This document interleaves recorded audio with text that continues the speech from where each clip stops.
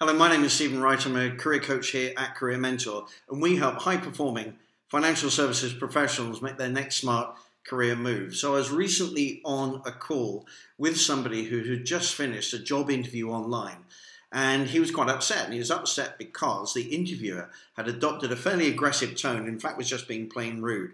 And he asked me, well, how do you handle that? And I thought that's a great question, not least because it may well be that as you progress your career forward and you go to job interviews, it may well be that you come across interviewers who do adopt an aggressive tone, who are rude. And so I want to offer you some ideas, some insights, some attitudes perhaps to adopt, and some specific techniques which I think will be helpful. Let's go through them now. The first thing is to think about the fact that the interviewer does, to a degree, have some leverage or leverage over you. You want to get through this stage. You want to progress through the interview process and hopefully towards getting a job offer. So in order to do that, you have to in some way convince the interviewer that you have what they're looking for, and you can't just terminate the interview. So they do have a bit of leverage. Second point is, well, why is this person behaving in this manner? And it might be one of three reasons, perhaps.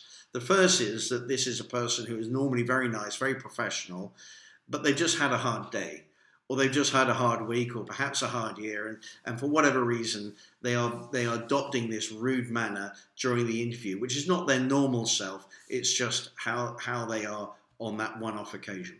Second reason why it might be going on is that they are doing it, the interviewer is doing it on purpose.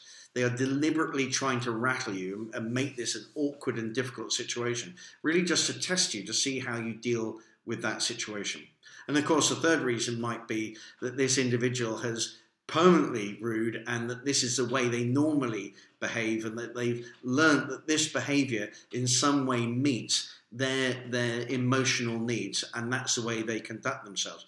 Could be a red flag that the organization that they are, after all, representing in that interview has not picked this up and handled it, but nonetheless, that's just that they're rude. So for whatever reason that they're adopting this, let's talk about some specific things that you can do to help you handle the situation. The first is that before the interview, you need to be completely convinced about the value that you have to offer. You need to feel very certain about who you are and what you stand for, and that the value that you can bring to their organization, so that you feel strong about yourself.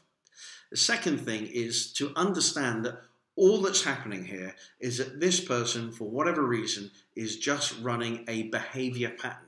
It's not them, it's the behavior. And perhaps by looking at that, you can view the situation from a slightly different perspective, which will allow you not to, point number three, buy into that person's reality bubble. In fact, you can sit outside of their reality bubble and view it from a different perspective and observe what's going on, and as a result of the things I'm about to tell you, know how to handle it in a better way. But this means that you don't have to be on the defensive from their aggressive, offensive manner. Number four is to, right at the very outset of the meeting, in the very first words that are exchanged, you can gain rapid rapport, deep rapport with this individual, and pre-frame the meeting or set your agenda on the meeting so that you're affecting the tone with which that meeting is going to happen. And there are specific techniques about that, which I'm not going to go into here because there's quite a lot to it. Number five is to, first of all, give them the benefit of the doubt. If it becomes apparent that they're going to adopt this aggressive tone and perhaps they are being quite punchy, quite rude, then at least give them the benefit of the doubt. Answer their questions at face value and just play along, remaining calm and open-minded and adopting a feeling of equilibrium. Number six is to use a specific technique. So let me explain what that is. It's called a pattern interrupt.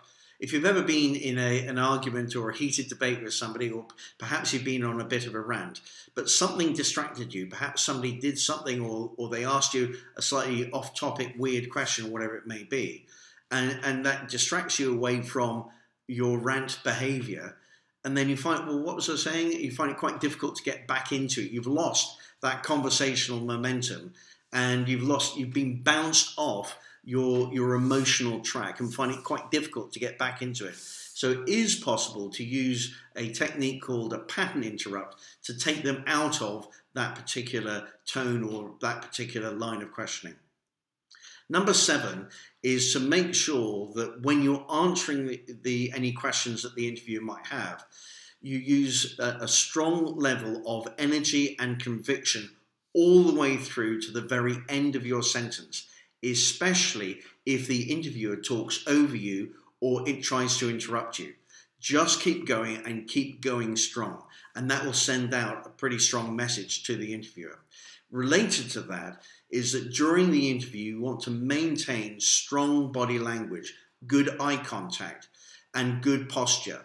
And that way, by having strong body language, you'll be sending out a subliminal message to the interviewer about who you are and what you stand for. Not only that, but just to give you a little bit more detail on that, if you are going to be looking at the person and you are going to then look away, perhaps to think about something, then don't drop your head and look down, because that's very submissive body language. You can look up and away and then look directly back, and that will give a much stronger posture from your point of view towards the interviewer, and that'll enable you to influence the nature of the relationship of the conversation. Number 9 is not to allow yourself to be boxed in conversationally. So I watch a ton of YouTube videos of people being interviewed, so politicians and celebrities being interviewed. And quite often the interviewer will try and box the person into a corner with a this or that option. Is it this or is it that?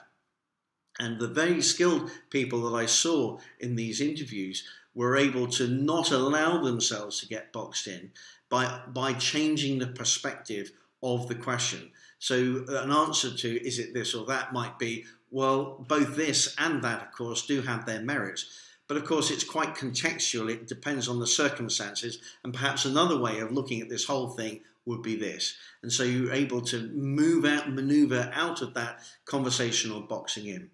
Number 10 is silence. Be okay with silence. Allow a bit of silence after the interviewer has finished speaking or asking their question, and be okay with it, because it does allow you to slow the pace of the conversation down, which will influence the tone of the interaction. Number 11 is to gently and obliquely call it out. Obviously, you can't say, well, I feel you're being a bit rude here, because that's a bit too aggressive and it's buying back into the reality. So perhaps one way of doing this would be to, in answer to any questions about why did you move from here to there, or what is it that you're looking for, you can say, well, one of the things that's really important to me are the values of the firm and the culture with which people work together. And so I'm looking for a culture which is really going to suit me and is aligned with my values. And then tack onto that a question, asking the interviewer to characterize what they feel are the culture and values of the operation that you are interviewing for. And that may well send out a signal in the right way to the interviewer. The final point is not your first rodeo, meaning it's great if you can have practiced some of these techniques before you get to this situation. Now, I'm not, of course, suggesting that you should go out and deliberately find rude people in order to practice these techniques on. Rather, you can just take various parts of them, and as you interact with people, then perhaps you can have some fun practicing a pattern interrupt, or you get used to using very strong body language, or whatever it might be.